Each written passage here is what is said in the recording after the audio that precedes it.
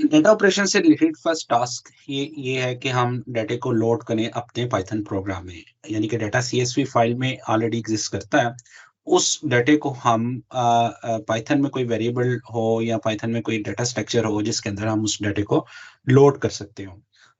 तो उसके लिए हमें ऑफ कोर्स अगर आप नोट करें तो ये एक सिंगल लाइन जो है, अगर ये हो तो इसको हम एक लिस्ट में लोड कर सकते हैं, या अगर ये हमने इसको विद कॉलम के साथ लोड करना है तो हम इसको इजीली डिक्शनरी में लोड कर सकते हैं, यानी कि डिक्शनरी में कुछ इस तरह की वैल्यूज आएंगी, PID कॉलन P01, फिर उसके बाद सेमी कॉलन नेम रेफ्रिजरेटर, इस तरह वो पूरी एक रो का डाटा हम स्टोर कर सकते हैं। लेकिन यहाँ पे मल्टीपल रोज है, तो इसके लिए शायद भी हमें डिक्शनरी ऑफ डिक्शनरीज बनानी पड़ेगी या डिक्शनरी लिस्ट ऑफ डिक्शनरीज बनानी पड़ेगी।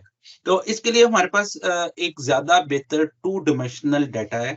टू डिमेंशनल डाटा का मतलब ये है कि जिसमें रोज भी स्टोर हो सकती हैं और कॉलम्स की इंफॉर्मेशन भी स्टोर हो सकती है, और इसमें मल्टीपल रोज का रिकॉर्ड आ सकता है।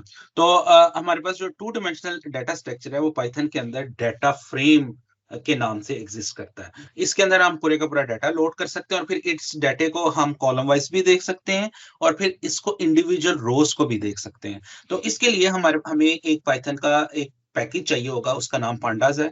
इसको हमें इंपोर्ट करना होगा अपने प्रोजेक्ट के अंदर। Import pandas as pd. Pandas actually एक लाइब्रेरी है जिसके अंदर बहुत सारी फंक्शनैलिटी अवेलेबल है, और अभी जो हमें फंक्शनैलिटी चाहिए वो डाटा फ्रेम की है। उस फंक्शनैलिटी को हम करने के लिए हमारे पास पांडाज होना चाहिए। अगर आपके सिस्टम में पांडाज नहीं है तो उसको आप इंस्टॉल कर सकते हैं। पिप इंस्टॉल पांडाज कमांड एग्जीक्यूट करके कमांड लाइन के ऊपर, या अपने विजुअल स्टूडियो कोड के टर्मिनल में। तो अगर आप ये कमांड लिखेंगे तो कमांड लाइन पे तो ये आपको इंस्टॉल कर देगा, और अगर ऑलरेडी इंस्टॉल्ड होगा तो वो आपको ये कमांड बता देगी कि ये ऑलरेडी इंस्टॉल्ड है।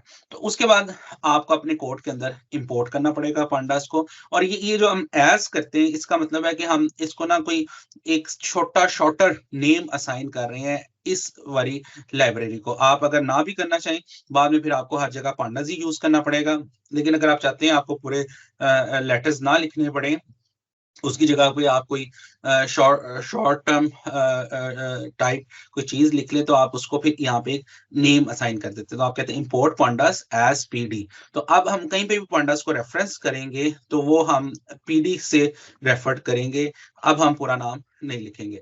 अब उसके बाद हमें चाहते हैं कि हम फाइल में से डाटा रीड कर लें। लेट्स से मेरे पास एक फाइल है जो इसी फोल्डर में है, उसका नाम product.csv है, जो मैंने आपको पहले फाइल दिखाई थी। उसके अंदर ये इन्फॉर्मेशन सारे प्रोडक्ट्स की है, और यहाँ पे अगर मैं उसको पढ़ना चाहता हूँ तो मैं लिखूंगा pd.read_csv। तो जब हम ये लिखेंगे pd.read_csv और ये वाला फंक्शन कॉल करेंगे पांडास का, पीडी एक्चुअली रेफर कर रहा है पांडास को, तो पांडास का ये वाला फंक्शन कॉल करेंगे और उसको ये वाली फाइल का रेफरेंस देंगे, तो ये सारा डाटा रीड करके इस डाटा फ्रेम में आ जाएगा।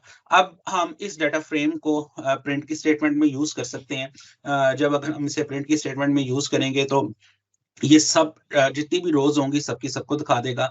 हम हमारे पास इसके फिर डिफरेंट ऑपरेशन है, हेड है, टेल है, LOC है, उनको हम इस्तेमाल करके जो है वो आप स्पेसिफिक रोज भी देख सकते हैं। लाइक अगर हम हेड यूज करेंगे तो हेड का फंक्शन टॉप 5 रोज शो करता है। तो ये आपको पहली 5 दिखा देगा रोज, उसके बाद और आपको ऊपर से तमाम कॉलम भी दिखा देगा और 5 रोज भी दिखा देगा। जितना भी उसके अंदर जो अवेलेबल स्क्रीन है उसमें जो चीज फिट आ सकती है उसको दिखा देता है। अगर आप रोज को ज्यादा रोज को देखना चाहते हैं तो आप हेड के अंदर नंबर भी पास कर सकते हैं। आप df.head जो है वो इधर 10 लिखेंगे तो ये आपको टॉप 10 रोज दिखा देगा। अगर df.head 20 लिखेंगे तो टॉप 20 रोज दिखा देगा। ये बस जस्ट इसलिए होता है कि आप डाटे को पीक थ्रू कर सकें, आप देख सकें कि मेरा डाटा किस किस्म का है, उसमें कुछ रोज किस की तरह के, क्योंकि जब एक्चुअल CSV फाइल है उसमें लाखों की तादाद में भी रिकॉर्ड्स हो सकते हैं। हम सब रिकॉर्ड्स को प्रिंट करके अगर करेंगे तो हमारी स्क्रीन में हमें कुछ समझ नहीं आएगा। तो हम सिर्फ 4-5 या पहले 5 रिकॉर्ड्स को देखना चाहें तो फिर हम हेड का फंक्शन यूज करते हैं। इसी तरह हेड के साथ-साथ इसी डाटा फ्रेम का एक फंक्शन हमारे पास अवेलेबल होता है टेल का, तो हम उसको भी यूज़ कर सकते हैं df डॉट टेल, और टेल में लास्ट वो 5 रोज़ जो है वो दिखाता है, और अगर आप उसमें भी कोई एलिमेंट पास कर दें, नंबर पास कर दें, तो इस तरह वो भी लास्ट 10 या लास्ट 5 रोज़ को आपको शो कर देगा। इसमें इतने काम को भी हम प्रैक्टिकली करके देखते हैं, उसके बाद फिर मैं आपको बताता हूँ रोज़ को हम और कॉलम्स को फ़िल्टर किस तरह किया जा सकता है, या कोई स्पेसिफिक इंडेक्स को अगर हमने प्रिंट करना है तो वो किस तरह किया जा सकता है।